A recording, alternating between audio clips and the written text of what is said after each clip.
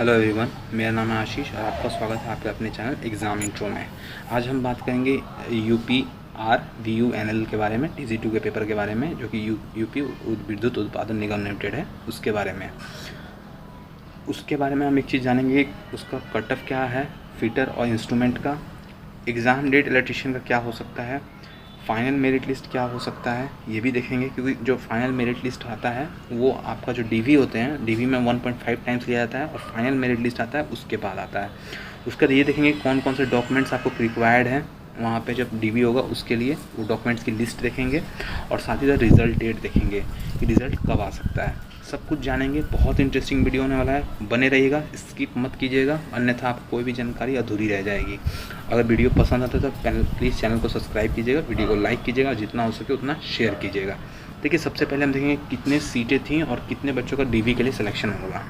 अगर हम देखिए फिटर की बात करें तो 33 सीटें थी, 49 बच्चों का सिलेक्शन होगा डीवी के लिए। अगर ओबीसी की बात करें तो 21 सीटें थी, 30 बच्चों का सिलेक्शन होगा। ईडब्ल्यूएस की बात करें तो यहाँ पे 7 सीटें हैं और 10 का सिलेक्शन होगा डीवी के लिए। और एससी की बात करें तो 16 सीटें, 24 सिलेक्शन। और एसटी की बात करें तो 1 सीटें, 2 सिलेक्शन, यानी 78 सीटों पे 115 बच्चों का सिलेक्शन होगा डीवी के लिए। 115 या 120 आसपास रहता है, इसी के आसपास फिगर रहता है। अगर इलेक्ट्रीशियन की बात करें तो 58 सीटें, 87 सिलेक्शन। ओबीसी की बात करें 37 सीटें, 55 सिलेक्शन। और आपका ईडब्ल्यूएस की बात करें 13 सीटें, 20 का सिलेक्शन होगा डीवी के लिए। और एससी की बात करें तो 29 सीटें हैं, 45 बच्चे डीवी के लिए जाएंगे। और एसटी की बात करें 2 सीटें हैं, 3 बच्चे डीवी के लिए जाएंगे। टोटल 139 सीटें हैं, 210 बच्चों को डीवी के लिए बुलाया जाएगा। अगर हम इंस्ट्रूमेंट की बात करें तो 21 सीटें हैं और 32 बच्चों का सिलेक्शन होगा डीवी के लिए। और ओबीसी में देखिए 12 सीटें हैं, 19 बच्चों का सिलेक्शन होगा डीवी के लिए। और ईडब्ल्यूएस के 4 सीटें हैं तो 6 बच्चों का सिलेक्शन होगा डीवी के लिए। और एससी के लिए 9 सीटें हैं तो 14 बच्चों का सिलेक्शन होगा डीवी के लिए। और यहाँ पे एसटी का कोई सीट नहीं है। टोटल 46 सीटें हैं और 71 बच्चों का आपका सिलेक्शन होगा डीवी के लिए।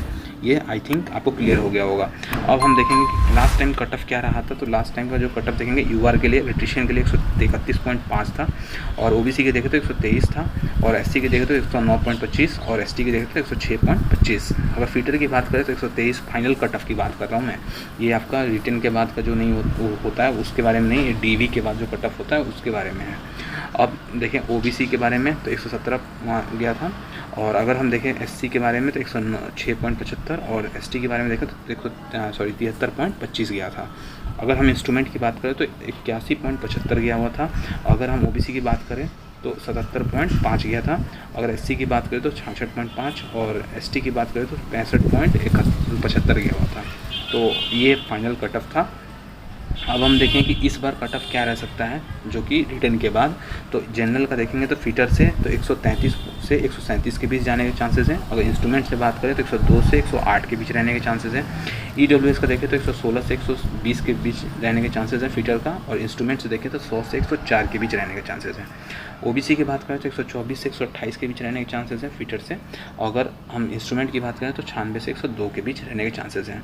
एससी की बात करें तो 103 से 107 के बीच रहने के चांसेस हैं फीटर से। और इंस्ट्रूमेंट की बात करें तो 82 से 88 के बीच रहने के चांसेस हैं एससी से। एसटी से बात करें तो 110 से 114 के बीच रहने के चांसेस हैं फीटर से। और इंस्ट्रूमेंट से बात करें तो 70 से 74 के बीच रहने के चांसेस हैं इंस्ट्रूमेंट से। अब हम देखेंगे फाइनल मेरिट लिस्ट क्या हो सकता है, उसके बारे में जानते हैं।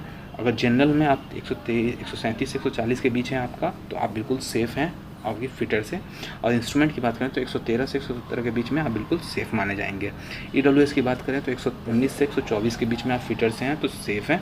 अगर इंस्ट्रूमेंट की बात करें तो 105 से 109 के बीच में आप सेफ़ हैं।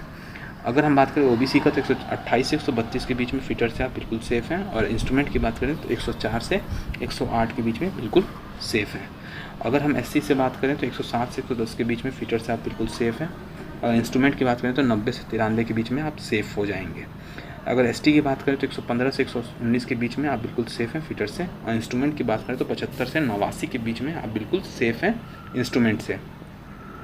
अब हम बात करते, देखिए जो अगर कट ऑफ मैंने बताया उसमें कोई भी डाउट है या नंबर आपके कम है, ज़्यादा है, जो भी है, तो आप मुझे कमेंट कर सकते हैं। अब मैं उसको इवेलुएट करके मैं देख के मैं एक बार और क्लियर कर दूंगा कि हाँ आपकी क्या प्रोबेबिलिटी है, क्या चांसेस हैं कि हाँ आगे आपका हो पाएगा या नहीं हो पाएगा।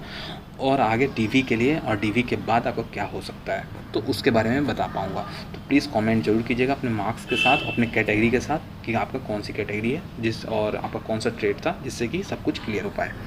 अब हम बात करते हैं इलेक्ट्रिकल का एग्ज़ाम डेट का। देखिए इलेक्ट्रिकल का एग्ज़ाम डेट जुलाई में है, आपका नोटिफिकेशन आ जाएगा और आपका शायद जुलाई लास्ट या अगस्त के फर्स्ट वीक में आप शायद आपका एग्ज़ाम भी कंडक्ट कर लिया जाए, ये प्रोबेबिलिटी है।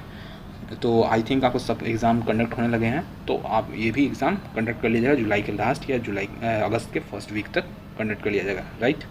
तो ये आपका मैंने आपको क्लियर कर दिया एग्ज़ाम डेट से रिलेटेड। अब हम बात करते हैं कि रिज़ल्ट कब तक आएगा।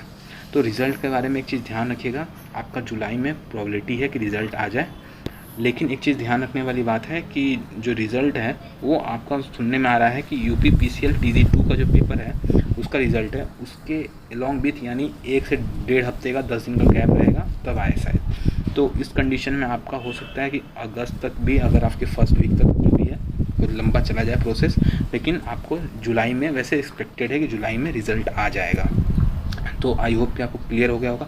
और जुलाई में कब तक, तो ये मुझे डाउटफुल है, लेकिन जो भी अगर अंदेशा है वो आपका 2nd to 3rd वीक में है कि आपका रिज़ल्ट आए। फर्स्ट वीक में रिज़ल्ट नहीं आएगा, ये आप क्लियर रखिएगा।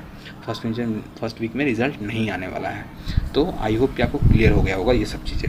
अब हम बात करते हैं कि कौन कौन से डॉक्यूमेंट्स लगेंगे। तो देखिए एप्लीकेशन फॉर्म लगेगा, जो कि आपने वहाँ पे भरा था जिस समय फॉर्म, वो एप्लीकेशन फॉर्म लगेगा। एडमिट कार्ड थोड़ा डाउटफुल होता है, कभी कभार मांगते हैं, वैसे मोस्टली नहीं मांगते हैं, तो उसका आप टेंशन मत लीजिएगा। 10th का मार्कशीट और सर्टिफिकेट, ये दोनों लगेगा आपका। ITI का रिलेटेड जो आपका ट्रेड का डॉक्यूमेंट्स हैं वो आपके लगेंगे वहाँ पे। उसका सर्टिफिकेट लगेगा। अगर आप डोमिसाइल है यूपी का तो वो आपको दिखाना पड़ेगा, जो आपने कास्ट का जो फ़ायदा उठाया है वहाँ पे वो आपको दिखाना पड़ेगा डोमिसाइल के थ्रू। और अगर हम फ्रीडम फाइटर के आप डिपेंडेंट कार्ड है वो DM के द्वारा जो इशू है वो आपका लगेगा वहाँ पे। और आपका जो फाइनल कैरेक्टर सर्टिफिकेट है वो भी लगता है, और साथ ही साथ passport size photo. Passport size photo के बारे में एक चीज़ मैं क्लियर कर दूँ, 4 से 6 लगेगा, और ये वही फ़ोटो लगेंगे जो आपके एप्लीकेशन फॉर्म में दिए गए थे। ये नहीं कि एप्लीकेशन फॉर्म में आपने उस समय का दे दिया और अभी लेके जा रहे हैं जो अभी का फ़ोटो है, नहीं, ये आपका उसी टाइम का फ़ोटो लगेगा जब आपने एप्लीकेशन फॉर्म डाला था। तो आपके पास नहीं है तो उसका कॉपी बनवा लीजिए या जो भी करिए, लेकिन आपको वो चीज़ें तैयार रखनी पड़ेंगी। ये सेट आपके डॉक्यूमेंट्स का लिस्ट है। अगर इसमें कोई भी चीज़ डाउट है, कहीं पर भी डाउट है, तो प्लीज़ कॉमेंट बॉक्स में पूछिएगा। अगर वीडियो पसंद आता है तो चैनल को सब्सक्राइब कीजिएगा, वीडियो को लाइक कीजिएगा, और जितना हो सके उतना शेयर ज़रूर कीजिएगा। मिलते हैं नेक्स्ट वीडियो में, आज के लिए इतना ही। Thank you, have a nice day, जय हिंद।